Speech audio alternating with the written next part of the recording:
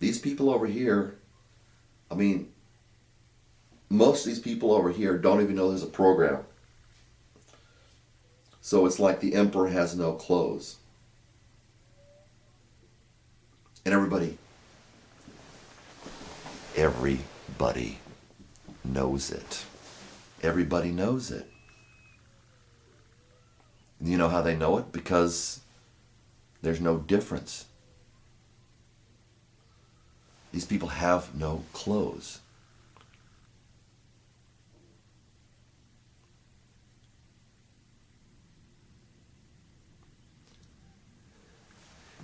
And these people have downloaded a program, and all they're doing is running the program.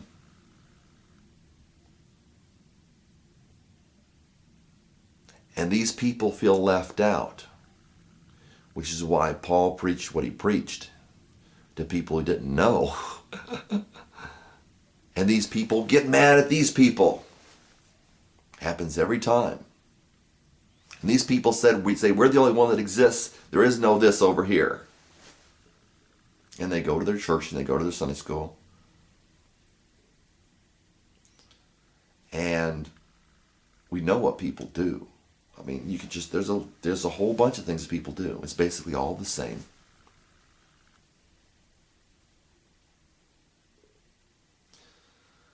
And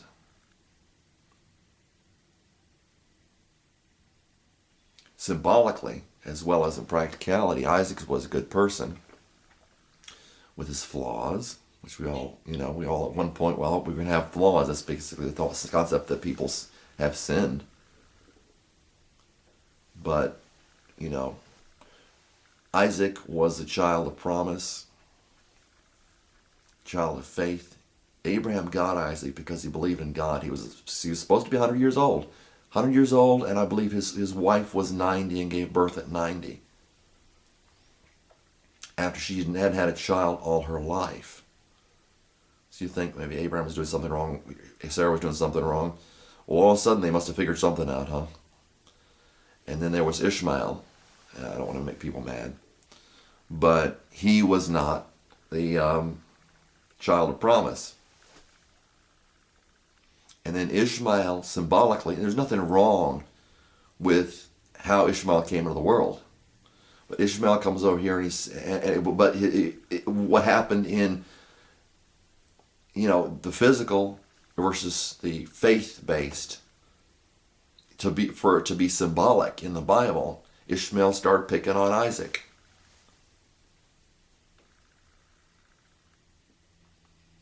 And Paul says it's the same thing.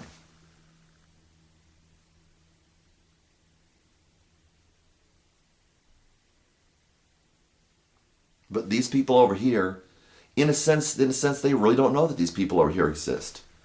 They think that these people over, the people of the world, and that call themselves whatever, they can call themselves, a Jack Russell Terrier. It doesn't mean they have a tail. They can come over here and say, well, you people don't exist, and what they think is these people are naive and gullible, and so they take advantage. They've got no, most people over here don't know what these people are. And they're running this program that's making these people over here mad. And all they're doing is running a program. It's not like they don't have, they're automatons or anything. Exactly the contrary. It's more than a program. But it's a path. That's why it's called the way in Acts. Followers of the way. So I figure this video is long enough, people won't watch it very much, or maybe they'll download it and watch it that way.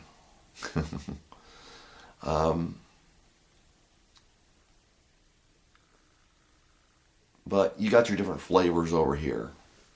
Everyone wants to have a flavor, but nobody's got El Sabor,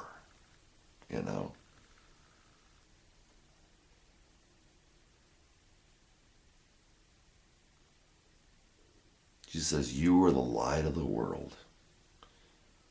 A city on a hill cannot be hidden. You are the salt of the earth. If the salt loses saltiness, what good is it for, basically? It is no longer good for anything but to be thrown out and trampled by men.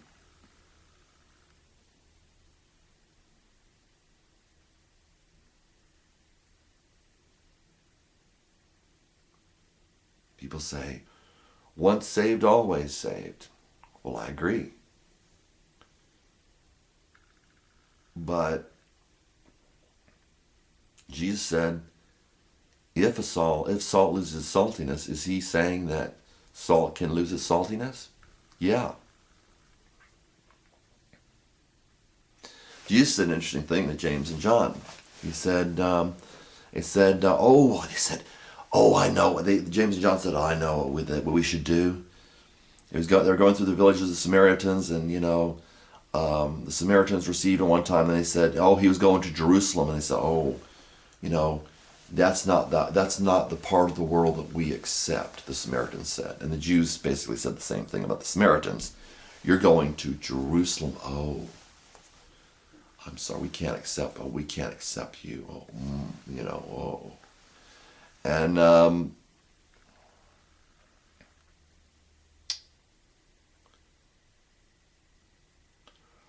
James and John said, well, should we call down fire from heaven to destroy them? And Jesus said, you don't know what spirit you are.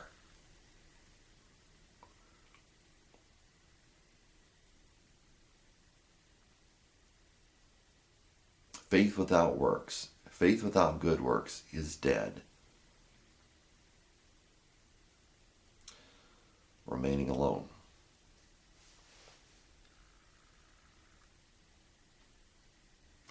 The command that Paul gave was to do good to everyone, especially those of the household of faith. Now you tell me, what kind of biblical teaching or what kind of Christian teaching are you seeing on YouTube? Jesus said, beware of the yeast of the Pharisees, which is hypocrisy. He didn't say, oh, you've got to watch out for, that wasn't, I don't believe he ever mentioned, I don't know. I don't think so. I don't believe he ever mentioned that, well, you got to watch out for those who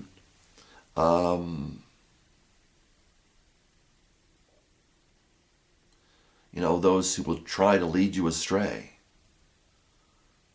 That came into the picture when there was teaching about the cross and all that stuff, which is an extension of the whole thing about faith in God. Faith that he exists and rewards those who seek him. That was later on. But Jesus didn't call the Pharisees false teachers. He said, that wasn't an issue that he said very much about. I don't think he said anything about. I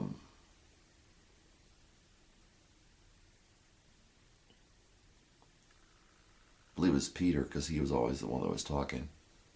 Said, the Pharisees said this. And one time Jesus said the Pharisees are right. And I think he meant other times that the Pharisees were wrong about something. Definitely they did. He did. He said, okay, you got this doctrine line. You got this point right and this point wrong. But he said, beware of the yeast of the Pharisees, which is hypocrisy. That'll do it.